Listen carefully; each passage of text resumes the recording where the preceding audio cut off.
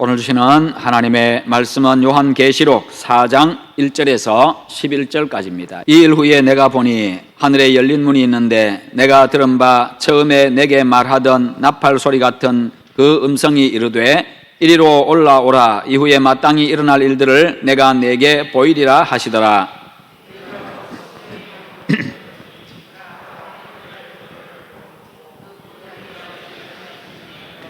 앉으신 이의 모양이 벽옥과 홍보석 같고 또 무지개가 있어 보좌에 둘렸는데 그 모양이 녹보석 같더라.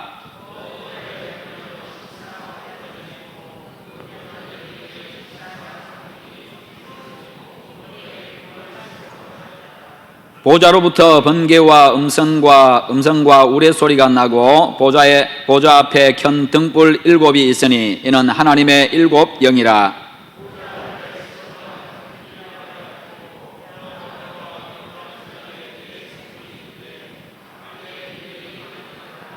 그 첫째 생물은 사자 같고 그 둘째 생물은 송아지 같고 그 셋째 생물은 얼굴이 사람 같고 그 넷째 생물은 날아가는 독수리 같은데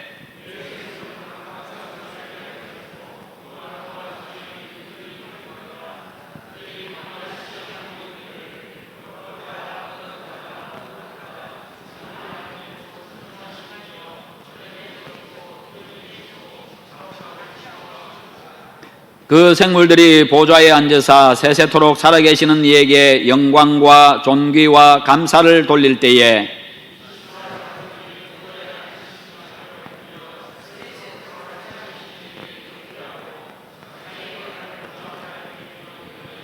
함께 봅니다. 우리 주 하나님이여 영광과 존귀와 권능을 받으시는 것이 합당하오니 주께서 만물을 지으신지라 만물이 주의 뜻대로 있었고 또 지으심을 받았나이다 하더라. 아멘.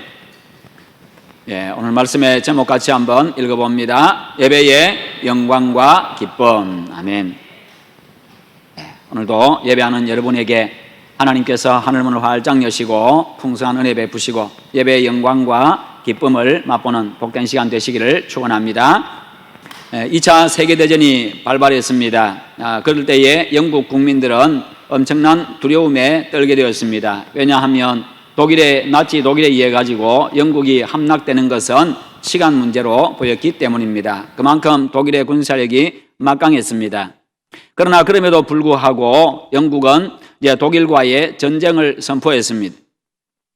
그때의 윈스턴 처칠 경은 그 당시에 존경받는 주교였던 윌리엄 템플에게 대국민 연설을 부탁했습니다. 그 연설을 부탁받은 윌리엄 템플은 국민들에게 연설을 합니다.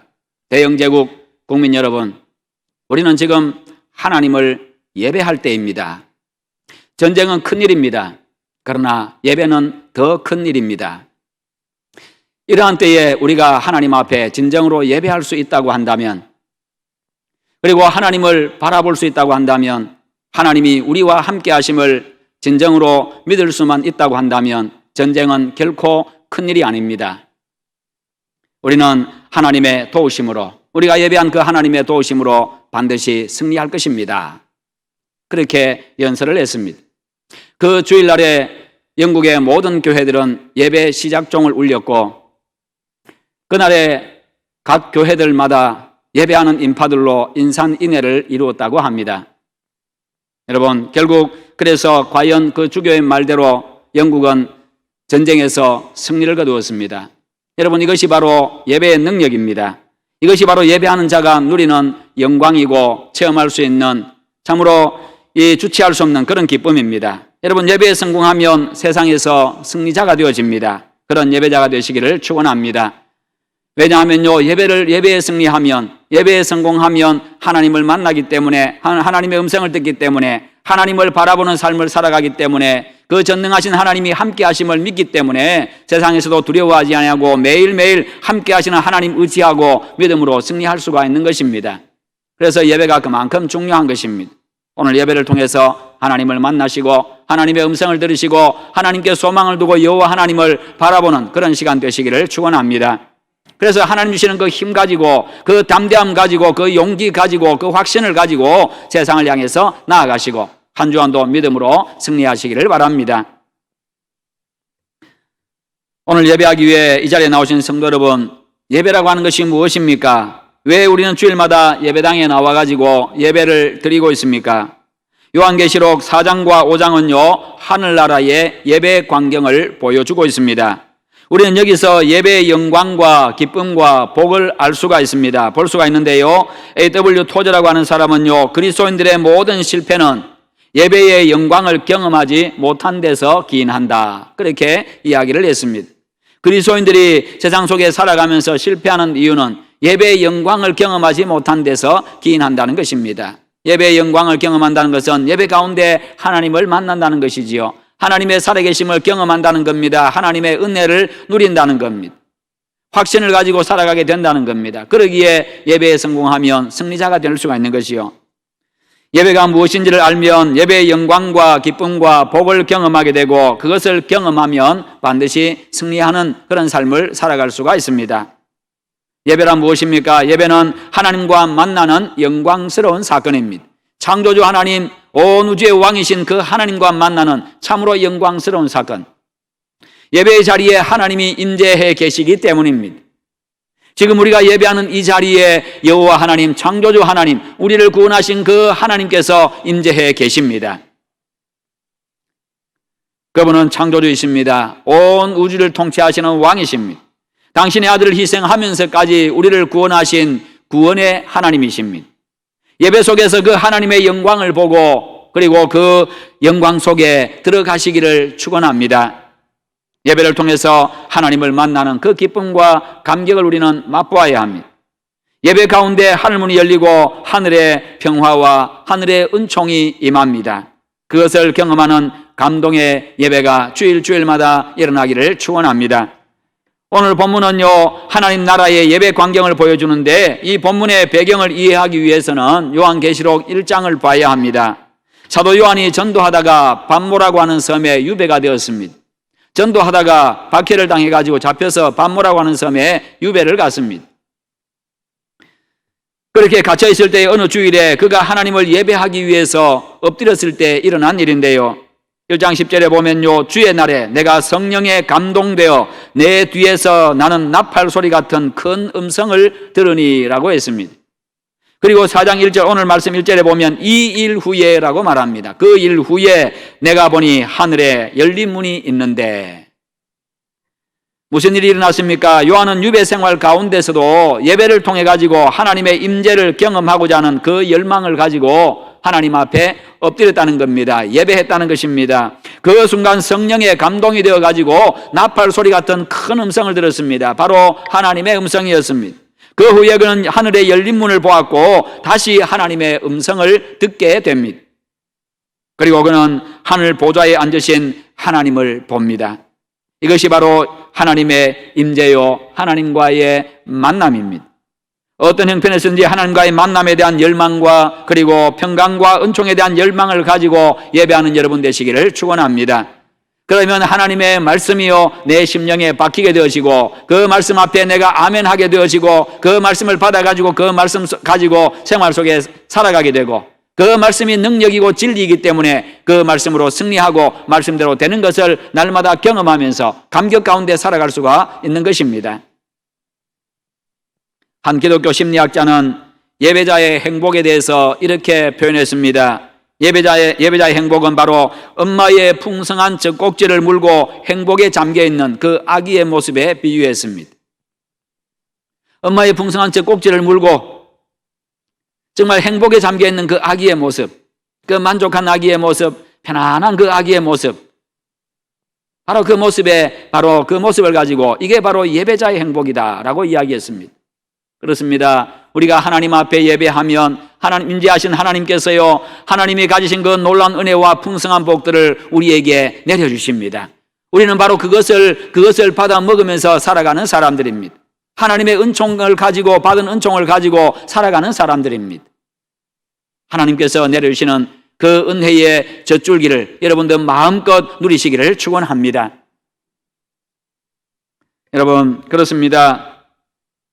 아기가 엄마의 품에 안겨가지고 안전과 평안과 그리고 풍성한 공급을 누리며 행복한 표정을 짓고 있는 그 모습을 한번 생각해 보시기를 바랍니다. 이와 같이 우리는 예배를 통해서 하늘 양식을 공급받습니다. 하나님의 보호를 경험합니다. 하나님의 공급하심과 하나님의 평안을 경험하게 되어집니다. 그와 같은 것이 바로 가슴 벅찬 예배의 영광이고 기쁨이고 복입니다. 하나님의 품에 안겨있는 내 모습, 그 전능하신 자의 그 전능자의 품에 안긴 그 모습, 모든 것을 다 내어주고서라도 사랑하시는 그 하나님의 사랑의 품에 안겨있는 그 모습, 그게 바로 예배자의 모습이라는 겁니다. 예배 가운데 임재하시는 하나님을 만나는 그 영광과 기쁨과 감격이 있기를 축원합니다. 예배 가운데 하나님께서 공급하시는 하나님의 그 하늘 양식을 공급받으시고, 그래서 매일의 삶 가운데 하나님의 보호와 공급하심과 평안을 얻으시기를 바랍니다. 두 번째로 예배는요, 하나님의 가치를 인정하고 그 앞에 엎드리는 행동입니다. 하나님의 가치를 인정하고 그 앞에 엎드리는 행동, 하나님은 내 예배를 받으시기에 합당하신 분이십니다. 자격을 가지신 분입니다. 온 우주 만물의 예배를 경배를 받으실 만한 분이십니다. 라고 그런 마음으로 엎드리는 것이라는 겁니다. 10절과 11절에 보면 24장로가 보좌에 앉으신 하나님 앞에 엎드려서 자기의 관을 보좌 앞에 드립니다. 자기가 머리에 쓰고 있는 이 관을 하나님 앞에 드리면서 우리 주 하나님이여 영광과 존귀와 권능을 받으시는 것이 합당하오니라고 이야기를 하고 있습니다. 하나님은 예배를 통해서 영광과 존귀와 권능이 하나님께 있음을 고백하는 우리의 신앙 고백을 받고 높임을 받기에 합당하신 분이라는 것입니다. 왜 하나님께서 우리에게 예배를 받으실 만한 자격이 있으십니까? 11절에 보면 그분은 만물의 창조자요 통치자이시기 때문입니다. 온 우주 만물의 창조자입니다. 주인이십니다. 통치자이십니다. 왕이십니다. 그러기에 모든 피조물들의, 모든 만물들의 예배를 받으실 자격이 있는 것입니다. 주께서 만물을 지으신지라 만물이 주의 뜻대로 있었고 또 지으심을 받았나이다. 24장로가 천지를 창조하신 창조주 하나님을 찬양하고 있는 모습입니다. 지금 사도 요한은요, 창조의 엄청난 신비를 묵상하고 있습니다. 창조의 엄청난 신비를 묵상하고 하나님의 위대하심 앞에 그가 지금 엎드리고 있습니다. 하나님의 창조의 위대함을 깨닫는 순간 하나님의 그 위대하심 앞에 그는 엎드릴 수밖에 없었습니다. 성도 여러분, 우리 하나님은 창조주이십니다. 그분은 위대하신 분이십니다. 그분은 전능하신 분이십니다. 전능하신 창조주 하나님의 그 위대하심 앞에 엎드려서 경배하시기를 축원합니다. 우리가 하나님 앞에 예배할 때마다 하나님이 어떤 분인가를 우리가 생각하고 그리고 그 하나님 앞에 예배해야 합니다. 그래야 우리가 진정으로 우리의 마음을 다 내어놓고 예배할 수 있고 진정으로 그분 앞에 겸손하게 엎드려서 예배할 수 있습니다. 그리고 그분의 다스림을 기뻐하고 그분의 말씀을 그분이 나에게 말씀하시는 것에 감격하게 되는 거지요. 5장으로 넘어가면요, 창조자 하나님께서 구속자이신 성자 예수님에게로 초점이 옮겨가고 있습니다. 앞부분에서는 창조주 하나님에 대한 말씀이고 이제 초점이 5장부터는 우리를 구원하신 구원자 예수 그리스도께로 그 초점이 옮겨가고 있습니다. 5장 8절에 보면요, 그 두루마리를 취하심에 네 생물과 24장로들이 그 어린 양 앞에 엎드려라고 했습니다. 누가 앞에 엎드렸습니까? 어린 양이신 예수님 앞에 엎드렸습니다. 왜 엎드렸습니까? 5장 12절에 보면 큰 음성으로 이르되 죽임을 당하신 어린 양은 능력과 부와 지혜와 힘과 존귀와 영광과 찬송을 받으시기에 합당하도다 하더라. 예수님이 바로 예배를 받으시기에 합당하신 분이다. 성부 하나님이 예배 받으시기에 합당하시고 성자 예수님이 우리의 예배를 받으시기에 합당하신 분이다. 여기서 합당하다는 말이 앞에 이어가지고 또 나오고 있습니다. 예수님은요, 우리의 예배를 받을 만한 충분한 자격이 있는 분이다, 그 말씀입니다. 왜냐하면 그분이 바로 하나님의 어린 양으로 오셔가지고 우리 죄를 대신 지시고 죽임을 당하셨기 때문입니다. 그분의 십자가 대속의 죽음으로 말미암아서 우리 죄가 사함을 받았고 용서를 받고 우리가 영원한 생명을 얻었습니다. 우리가 구원을 받았습니다. 그러기에 우리는 그분 앞에 예배해야 하고 그분은 우리의 예배를 받으시기에 합당하신 분인 겁니다. 이 창조의 신비와 속죄의 신비를 깨달은 요한이 하나님 앞에 엎드려서 감동하며 감격하며 예배하고 있는 것입니다. 그렇습니다. 그 하나님의 창조의 신비, 그것을 깨닫고 내가 그분의 창조물이라는 것, 피조물이라는 사실을 깨닫고 예수 그리스도의 그 속죄의 그 신비를 깨달으면요, 그분의 은혜로 말미암아서 내가 죄 사함 받고 구원받았음을 생각하면 그분 앞에 엎드릴 수밖에 없는 것이요.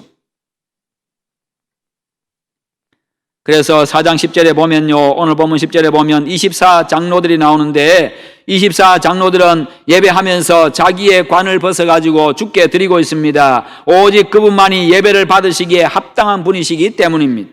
그래서 참된 예배는요, 언제나 드림이 있어야 합니다.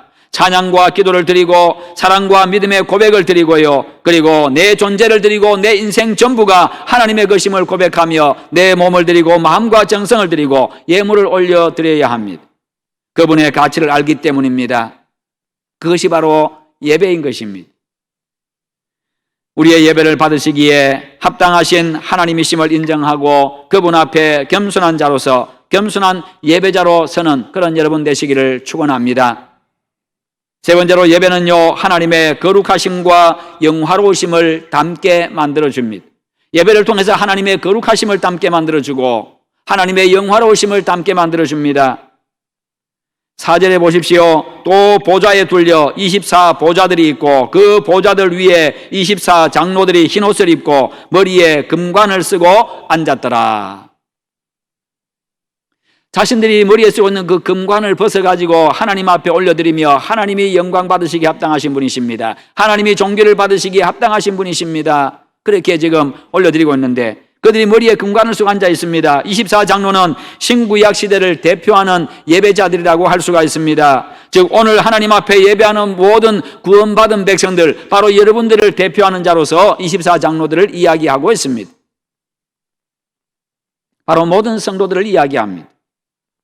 구약의 12지파와 신약의 12제자들 합해서 24명이지요. 바로 그들을 이야기합니다. 그런데 이들의 모습에는 두 가지 두드러진 특성이 있습니다. 그들은 흰옷을 입고 있습니다. 그리고 금관을 쓰고 있습니다. 흰옷을 입고 있고 금관을 쓰고 있습니다. 성경학자들은요, 흰옷은 거룩성을 의미하고 금관은 영화로움을 상징한다라고 이야기를 합니다.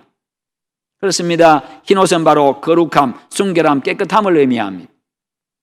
금관은 이 영화로움을 이야기합니다. 영광을 이야기합니다.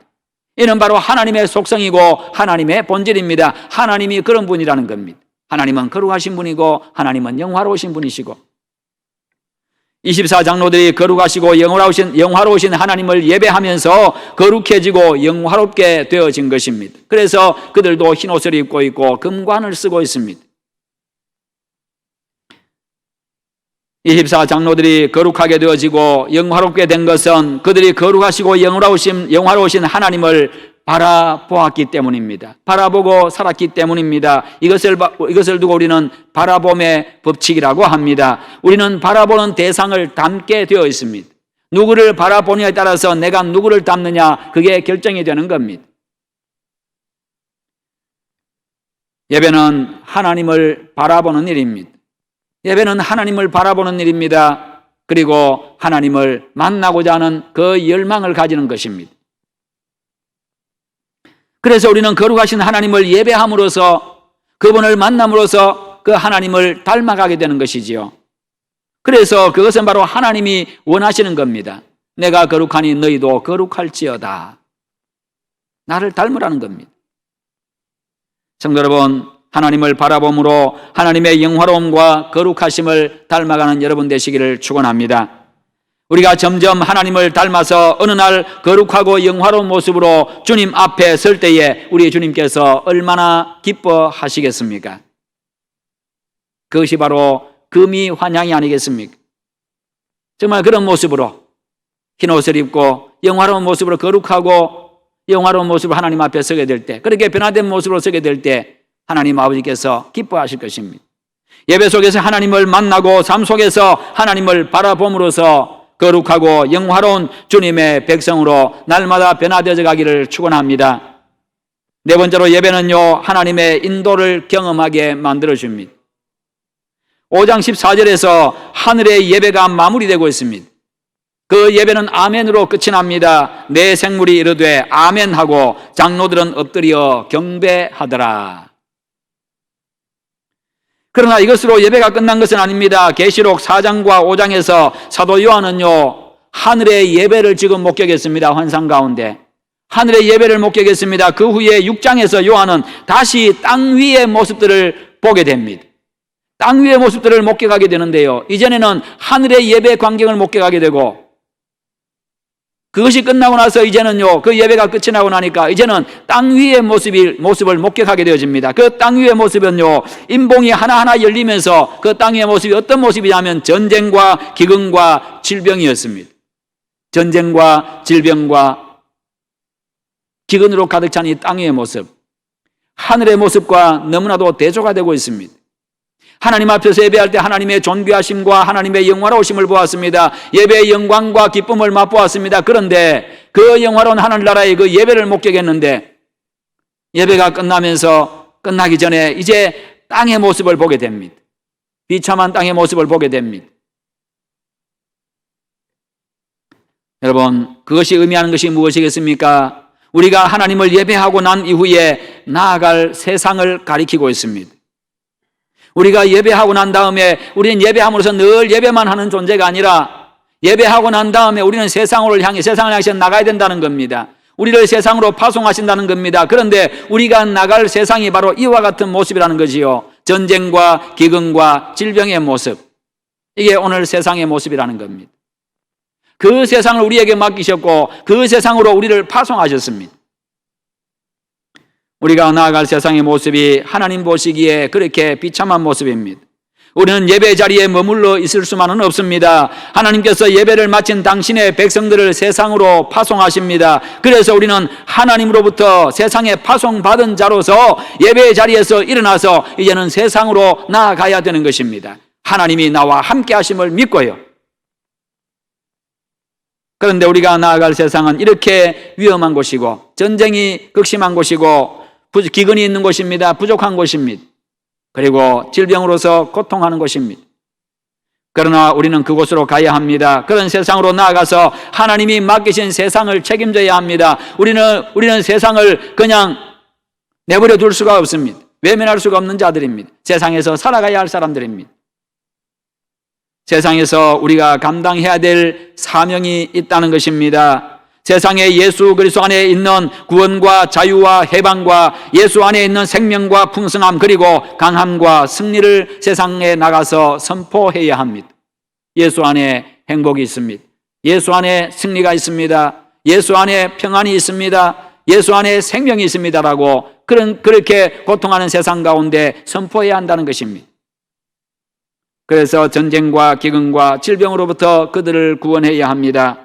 이 전쟁과 기근과 질병은 바로 영적인 것을 이야기합니다. 세상을 하나님으로부터 멀어지게 해서 파멸시키려고 하는 이 사탄과의 영적인 전쟁, 하나님을 거부하는 그 사탄과의 영적인 전쟁, 하나님의 말씀을 듣지 못함으로 오는 영적인 기근, 그리고 죄로 말미암은 영적인 질병, 그것으로부터 구원해야 할 사명이 하나님 앞에 예배하고 세상으로 파송받은 오늘 우리에게 있는 것입니다. 그런 세상으로 우리를 파송하신 하나님은 우리와 함께 하십니다. 그러므로 온갖 위험과 부족함과 고통이 있는 세상이라 할지라도 여러분 결코 두려워하지 마시기를 바랍니다. 그들과 맞닥뜨리는 것을 결코 두려워하지 마시기를 바랍니다. 하나님께서 창조주의 그 권세와 위엄으로 함께 하시기 때문입니다. 이것을 확신하면 우리는 결코 두려워하지 않을 수 있습니다. 우리가 온전한 예배자로서 하나님을 예배할 때 하나님께서 우리를 승리의 길로 인도하시기 때문입니다. 그런 모든 예배자가 되시기를 축원합니다.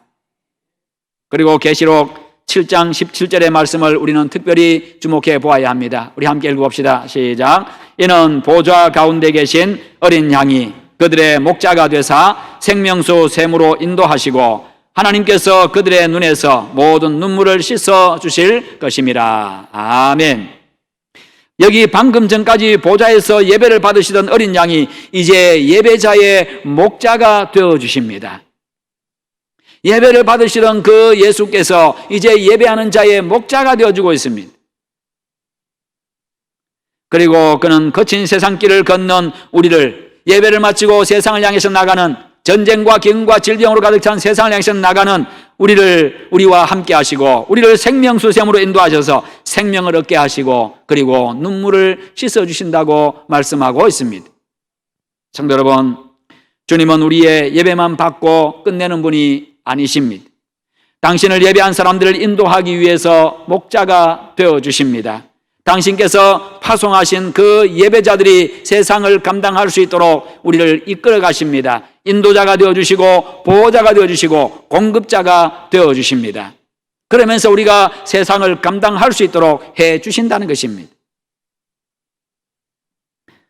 문제와 갈등이 있는 우리의 가정과 일터, 그리고 광야와 같은 험하고 부족하고 불편한 세상길에 동행하시며 인도하시고 보호해 주시고 필요를 공급해 주십니다.